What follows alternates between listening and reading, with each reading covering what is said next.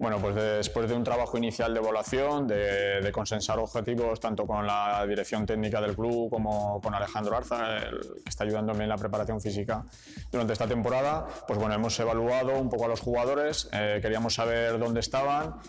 cuáles son esos puntos débiles o esas cosas que necesitan mejorar, y durante este tiempo que ahora tenemos, una vez finalizada la competición, pues bueno, buscar esa mejora individual que nos ayude ya a posteriori, a más tiempo, para mejorar al jugador.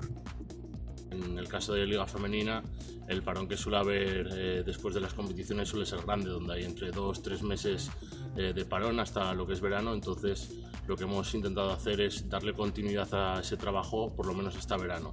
Entonces nosotros contamos aquí con Zoe y con Aminata, que además son jugadoras que van a continuar en la siguiente campaña, y hemos aprovechado el equipo de Liga Femenina 2, pues ya que es un equipo joven, con muchas jugadoras con ganas de trabajar, pues las hemos ido incorporando dentro de sus posibilidades horarias a lo que son nuestros entrenamientos. Sí, es muy difícil, es verdad que sí que hemos ido sacando tiempo, pero obviamente no en el mismo volumen que podemos sacarlo ahora mismo.